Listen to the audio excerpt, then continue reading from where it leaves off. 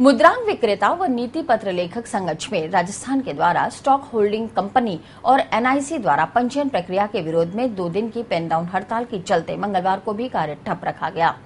2 दिन की हड़ताल की वजह से लोगों को स्टाम्प पेपर खरीदने और लिखने में भारी परेशानी उठानी पड़ी।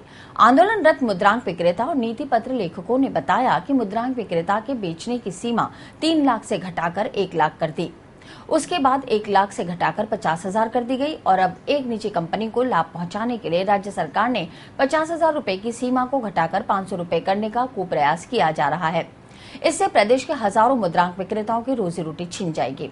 इसी तरह एनआईसी का सॉफ्टवेयर लागू कर दस्तावेज प्रक्रिया को जटिल बना दिया गया है।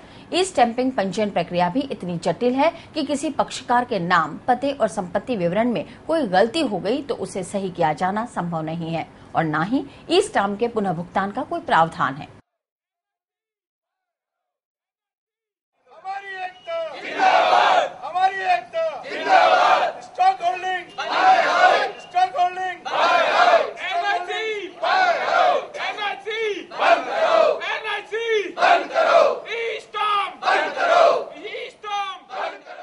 स्टाम्प विक्रेता आज तक भी उसी गरीबी में जी रहा है।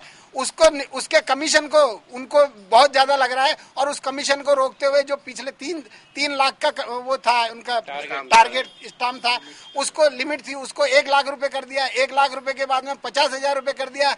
अब ऐसी स्थिति आ रही है कि वो सने सबको समाप्त करके वो चाह रही है कि स्टाम्प विक्रेता एनआईसी के यहाँ पे आके स्टाम्प यहाँ खरीदे और यहाँ स्टॉक होल्डिंग के साथ में जुड़े।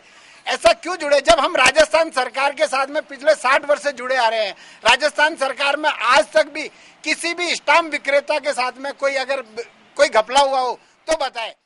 लंबे समय से सावित्री कन्या महाविद्यालय में कार्यरत और वर्तमान में राजकीय कन्या महाविद्यालय में ड्यूटी दे रहे गैर अनुदानित शिक्षक कर्मचारियों ने पिछले 11 महीने के बकाया वेतन भुगतान की मांग को लेकर जिला कलेक्ट्रेट के बाहर शुरू किया धरना मंगलवार को 7वें दिन भी जारी रखा। मंगलवार को बनवारी लाल और शिवराज ने क्रमिक भूख हड़ताल शुरू कर दी। बनवारी लाल ने बताया कि 11 महीने के बकाया वेतन भुगतान की मांग और लंबे समय से समायोजन की मांग को लेकर कई बार धरना प्रदर्शन कर विरोध दर्ज कराया गया, लेकिन शासन प्रशासन है कि सुनता नहीं। 11 महीनों से बिना पैसे की नौकरी कर रहे कर्मचारियों को परिवार के भरण पोषण करने में परेशानी उठानी पड़ रही है। लिहाजा वेतन और समायोजन की मांग को लेकर जिला कलेक्ट्रेट के बाहर धरना दिया जा रहा है। हमारी मांगे पूरी करो, हमारा रोजगार सुरक्षित करो, हमारा रोजगार सुरक्षित करो, हमारा 11 माह का वेतन दो, हमारा 11 माह का वेतन दो।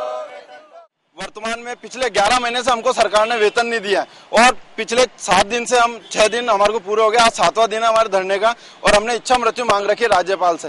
तो यदि सरकार हमारा नहीं करना चाह रही है तो हमने ये मान लिया पिछले 7 दिन से सरकार ने हमारे को किसी प्रकार का कोई जवाब नहीं दिया, तो हमको ऐसा प्रतीत होता है कि सरकार ने हमको इच्छा मृत्यु की अनुमति दे दी है। इसलिए हम स्वतंत्र है कोई भी कार्रवाई करने के लिए। आगामी हम भूख हड़ताल करेंगे, अनिश्चितकालीन भूख हड़ताल करेंगे।